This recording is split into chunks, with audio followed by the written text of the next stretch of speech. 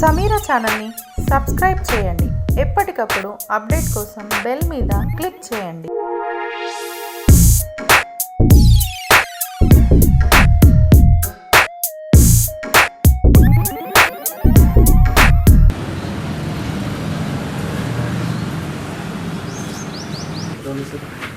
ఈరోజు ముఖ్యమంత్రి గారి 67వ జన్మదినాన్ని పురస్కరించుకొని వారికి జన్మదిన శుభాకాంక్షలు తెలుపుతూ వారు నిండు నూరేళ్లు ఆయుర ఆరోగ్యాలతో వర్ధిల్లాలని ఆ భగవంతుని ప్రార్థిస్తూ ముఖ్యంగా వారు రెండో పర్యాయం సీఎంగా ముఖ్యమంత్రిగా బాధ్యతలు చేపట్టిన తదుపరి అంటే మొదటి పర్యాయం కన్నా మెరుగైన పాలన అందించే విధంగా బాధ్యతాయుతంగా పాలన కొనసాగుతుందని చెప్పిన భావిస్తుంది. కానీ దానికి భిన్నంగా వీళ్ళ రెండో పర్యాయం వారు ముఖ్యమంత్రిగా బాధ్యతలు చేపట్టిన తదుపరి వీళ్ళ నిరుపేద వర్గాలకు బిలో పవర్టీ లైన్ అంటే ఒక విధంగా చెప్పాలంటే ప్రభుత్వ సంక్షేమ కార్యక్రమాల అర్హతకు ప్రాతినిధికగా భావించేటటువంటి రేషన్ కార్డుల జారీ ఏదైతుందో గత 2 సంవత్సరాల నుండి ఒక్క రేషన్ కార్డు కూడా జారీ చేయబడలేకపోవటం, దానికి తోడు నిరుపేద వర్గాలకు కల్పించేటువంటి ఆసరా పెన్షన్ అవి వృద్ధాప్య కానివ్వండి, వితంతు కానివ్వండి, ఒంటరి మహిళ కానివ్వండి, వికలాంగులు కానివ్వండి, అదనంగా అంటే గతంలో మంజూరై లబ్ధి పొందుతున్నటువంటి వారికి అదనంగా ఏ ఒక్క ఆసరా పెన్షన్ కూడా మంజూరు చేయబడలేకపోవటం, ఇవాళ వృద్ధాప్య పెన్షన్ ఏదైతుందో 65 సంవత్సరాల వయో పరిమితిని 57 సంవత్సరాలు తగ్గించే విధంగా ఏదైతే ఎన్నికల్లో వాగ్దానం చేయడం జరిగిందో దాన్ని విస్మరించటం ఒక విధంగా బాధాకరం. దానికి తోడు ముఖ్యంగా నీడ లేనటువంటి వారికి నీడ కలిగించే గృహ నిర్మాణ కార్యక్రమం ఇవాళ 2.5 సంవత్సరాల కాలమే కానివ్వండి కాక అసలు ఆ కార్యక్రమం కనీసం ఆరంభం కూడా కాకపోవటం అంటే నిరుపేద వర్గాల సంక్షేమం ఏ విధంగా విస్మరించబడుతుందో నేను తెలియజెప్పడానికి పేర్కొంటున్నా. చెప్పండి,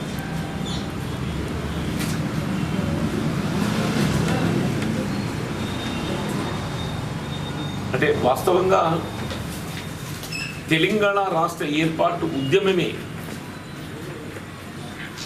విద్యార్థులు, నిరుద్యోగ యువత ఆత్మత్యాగాలు, బలిదానాలతోని రాష్ట్ర ఏర్పాటుతో వారికి ఉద్యోగ అవకాశాలు మెరుగవుతావని చెప్పి భావిస్తుంది. కానీ తెలంగాణ రాష్ట్రం ఏర్పడ్డ తదుపరి ఉద్యోగ అవకాశాలు మెరుగవటం పక్కన పెట్టి కనీసం ఖాళీలుగా ఉన్నటువంటి ఒక ఉద్యోగాలను కూడా భర్తీ చేయబడలేకపోవడం. వీళ్ళ బిస్వాల్ కమిటీ దాని రిపోర్టులో అధికారికంగా వారు 191,000 ఉద్యోగాలు ఖాళీలుగా ఉన్నట్టు వారు పేర్కొనడం గమనించదగ్గ విషయం. చెప్పండి,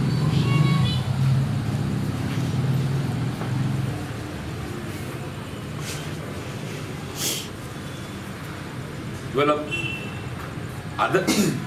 అమల్లో ఉన్నటువంటి ఒక 10 జిల్లాలకు అదనంగా పాలనా సౌలభ్యం కొరకు 23 జిల్లాలు అదనంగా ఏర్పాటు చేయడం జరిగింది.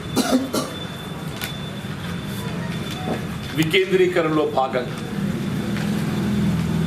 23 జిల్లాలో అదనంగా రూపొందించబడ్డప్పటికీ కనీసం ఒక్క ఉద్యోగం కూడా అదనంగా కల్పించబడలేదు. అంటే ఏ విధంగా నిరుద్యోగ యువత నిరాశ నిస్పృహకు లోనవుతుందో గమనించదగ్గ విషయం అని చెప్పండి. దానికి తోడు నిరుద్యోగ యువతకి ఏదైతుందో కనీసం వృత్తి కల్పించడం దొరుకుతుందని చెప్పని కూడా భావించడం జరిగింది. ఇలా నిరుద్యోగ వృత్తి ఇంతవరకు కార్యాచరణ రూపొందించబడాలి. ఉద్యోగ ఉపాధ్యాయ వర్గాలకు సంబంధించి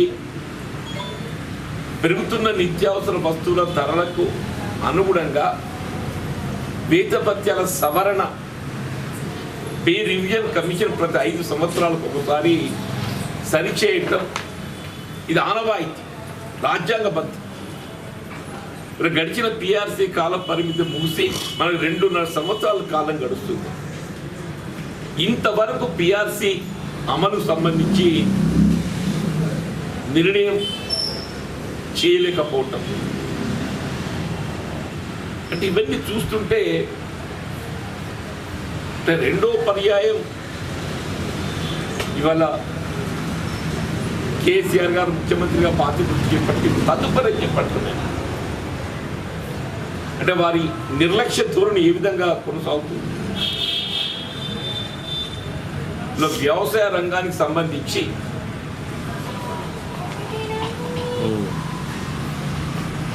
కేవలం రైతు బంధు అనే నెపంతో వాస్తవంగా మొన్నటి ఖరీఫ్లోనైతే నియంత్రిత సాగు అనే నెపంతో నిర్బంధంగా సన్న రకాలను వరి సాగు చేయించడంతో దానికి అదనపు ఉత్పత్తి వ్యయం పెట్టుబడి కలగటమే కానీ దిగుబడి ఆశించిన మేరకు పొందలేకపోవటమే కానీ ప్రతి ఎకరాపై ఏదైతుందో రైతు కనీసం ఒక 10,000 రూపాయలు నష్టపోయింది అంటుంది. 10,000 రూపాయలు నష్టపోయిందని చెప్పండి. ప్రభుత్వం నుండి ఏ విధమైనటువంటి ఒక రాయితీ కూడా కల్పించబడలేదు.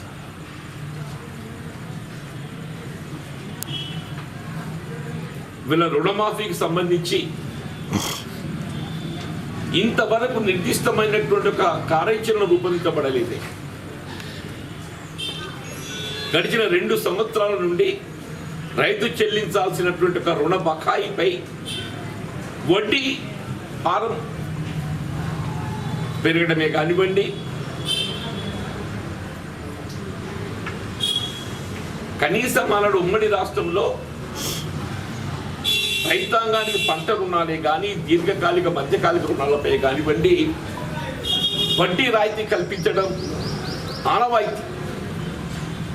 తెలంగాణ రాష్ట్రం ఏర్పడ్డ నాటి నుండి రైతాంగం పొందేటువంటి ఒక పంట రుణం కానీ దీర్ఘకాలిక మధ్యకాలిక రుణాలకు సంబంధించి వడ్డీ రాయితీ పూర్తిగా నిలిపివేయబడ్డది చెప్పండి. అంటే రైతు మరింత అప్పుల ఊబిలోకి నెట్టివేయబడుతుండే చెప్పండి. ఇవాళ రైతాంగానికి సంబంధించి ప్రభుత్వం పంటల మార్పిడి, వాస్తవం కూడా పంటల మార్పిడి అనేది ఇది అందరం కోరుకునేది. కానీ ప్రభుత్వం వద్ద ఏ విధమైనటువంటి ఒక కార్యాచరణ లేకపోవడంతో పంటల మార్పిడికి సంబంధించి వీళ్ళ ఆయకట్టు పరిధిలో కేవలం వరి సాగుపై మాత్రమే ఆధారపడే విధంగా మన గతంలో ఉన్నటువంటి నిజాం చక్కెర కర్మాగారాలను కూడా మన ఉమ్మడి రాష్ట్రంలో 51% వాటా ప్రైవేటీకరణ చేస్తే తెలంగాణ రాష్ట్రం ఏర్పడ్డ తదుపరి దాన్ని పూర్తిగా ప్రభుత్వ పరంగా నిర్వహణ చేపట్టబడే విధంగా కార్యక్రమాన్ని అమలు చేయడం జరుగుతుందని భావించడమే. అది వాళ్ళు ఏమైపోయింది, పూర్తిగా చక్కెర కర్మాగారాలు మూతపడి అంటే వారికి ప్రత్యామ్నాయంగా అసలు ఏ పంట వైపు మొగ్గాలనో కూడా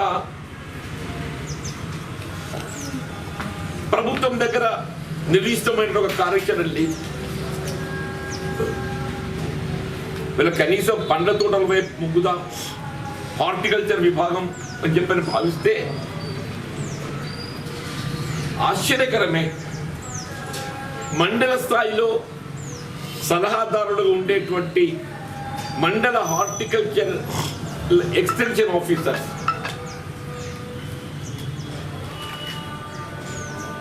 కేవలం వేతనాలు చెల్లింపబడలేక 450 మంది హార్టికల్చర్ ఎక్స్టెన్షన్ ఆఫీసర్స్ విధుల నుండి తొలగించడం జరిగింది.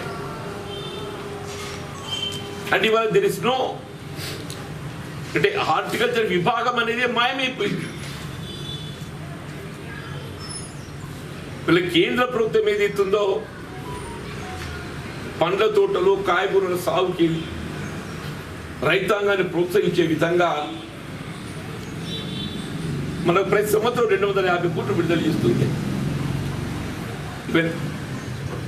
1920 250 కోట్లు విడుదల చేయబట్టే, 2021 250 కోట్లు విడుదల చేయబట్టే. వాటికి మ్యాచింగ్ గ్రాంట్ రాష్ట్ర ప్రభుత్వం వాటా విడుదల చేయబడలేక ఆ 500 కోట్లను మనం వినియోగించుకోలేకపోయినవి. అంటే మనం ఒక 500 ఇస్తే అవి ఒక 500, 1000 కోట్లు ఇక్కడ మనం వెచ్చించే అవకాశం. ఇలా 1000 కోట్లు ఏదైతుందో నిరర్థకం. దాని పర్యవసానం హార్టికల్చర్ విభాగమే కనుమరుగైపోయింది. హార్టికల్చర్ ఎక్స్టెన్షన్ ఆఫీసర్సే విభాగం లేకుండా అయిపోయింది. వీళ్ళ పండ్ల తోటలు కాయగూరలు ఏదైతుందో రైతు ఆయన స్వయం కృషితో సాగు ముందు పోయే పరిస్థితి తప్ప ప్రభుత్వ పరంగా మాత్రం సలహాలు సూచనలు ఇవి వచ్చిన మొత్తం దేశంలో హార్టికల్చర్ విభాగం ఇంత నిర్వీర్యమైంది ఏ రాష్ట్రం కూడా లేదని నేను అనుకుంటుంది. చెప్పండి.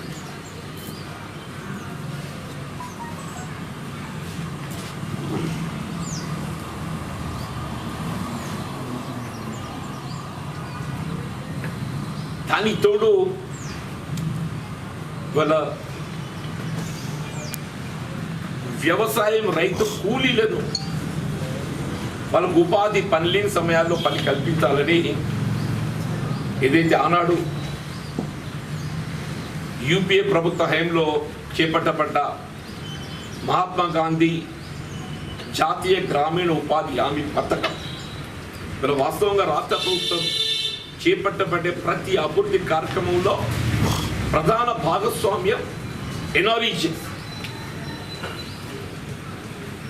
వీళ్ళ ముఖ్యమంత్రి గారి జన్మదినాన్ని పురస్కరించుకొని వీళ్ళ గ్రామాన్ని ఏదైతే చెట్లు నాటడం జరుగుతుందో అందులో ప్రధాన భాగస్వామ్యం ఎన్ఆర్ఈజీఎస్.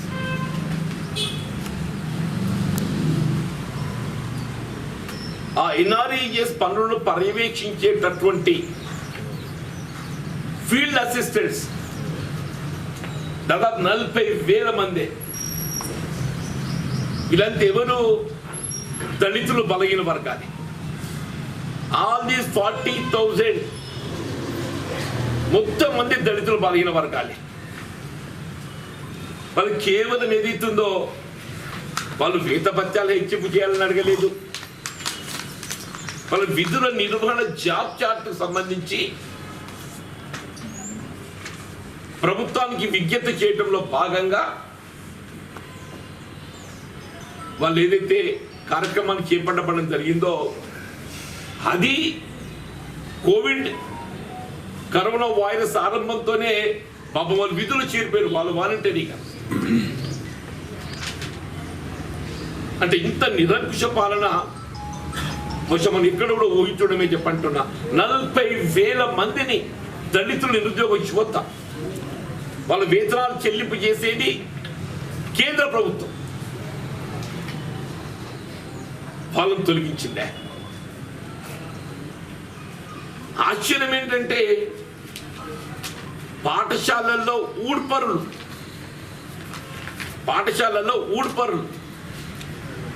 స్వీపర్స్, స్కావెంజర్స్ కేవలం 2500 రూపాయల వేతనంతో పనిచేస్తుంది. కేవలం 2500 రూపాయల వేతనంతో పనిచేస్తుంది.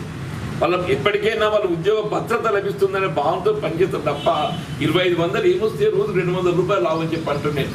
20 పని దినాలు లెక్క పెట్టుకున్నా కానీ they not get not even 125 rupees. వాళ్ళని తొలగిస్తారే? వాళ్ళెవరు? వాళ్ళు దళితులే. వీళ్ళ పాఠశాలలో ఊడ్పురలో పనిచేసే వాళ్ళందరూ దళితులే. అంటే ఎట్టుపోతుంది ఆలోచన విధానం సీఎం గారికి, ముఖ్యమంత్రి గారు.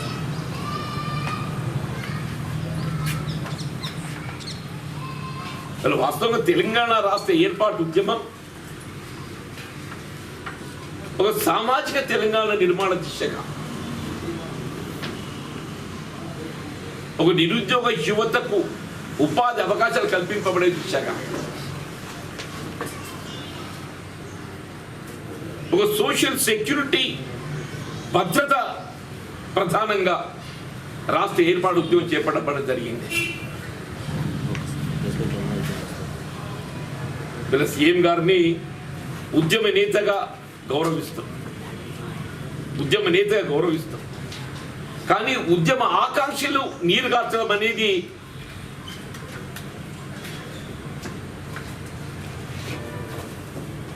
ఇది క్షమించే దాని.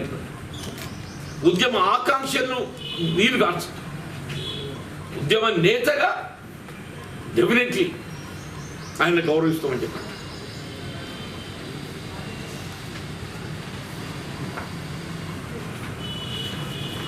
సమాజంలోని అట్టడు వర్గాలంటే దళితులే, ఎస్సీ ఎస్టీస్.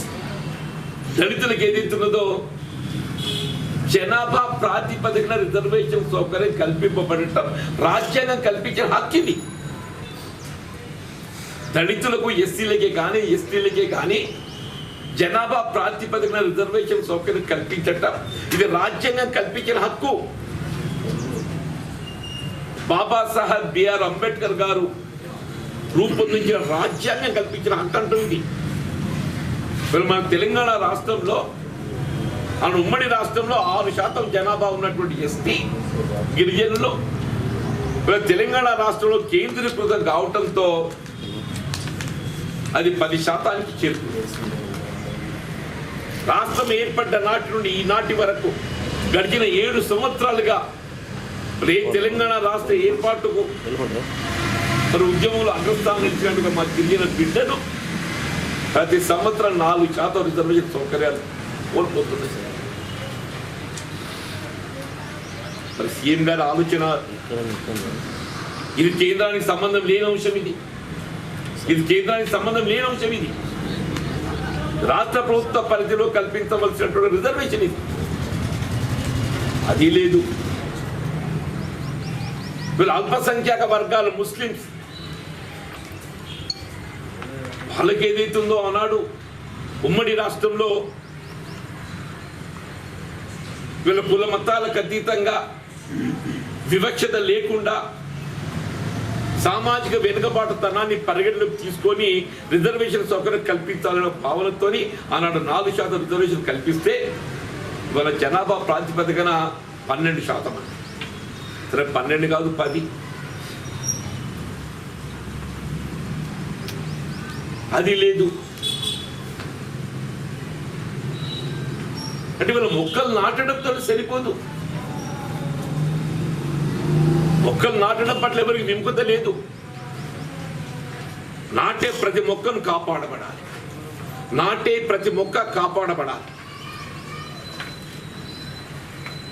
జియో ట్యాగింగ్ చేయాలని చెప్పి మేము డిమాండ్ చేశాం. ఇలా 1 కోటి మొక్కలు నాటబడుతున్నాయి. ఈ 1 కోటి మొక్కల్లో ఎన్ని మొక్కలు పరిరక్షించబడతాయని చెప్పండి. ఎన్ని మొక్కలు నాటడం ప్రధానం కాదు, నాటబడ్డ మొక్కల్లో ఎన్ని మొక్కలు పరిరక్షించబడతాయని ప్రధానమని చెప్పండి.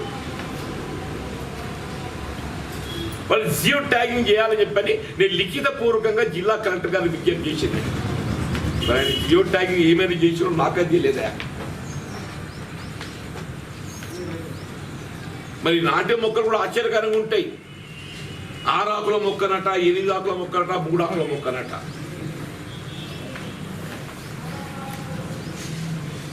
అవి ఇంత పండ్ల తోటలు పెడితే, ఫలసాయం ఇస్తే వాడికి ఆధారపడ్డట్టుగా మా ముద్రా సోదరులు ఉన్నదే.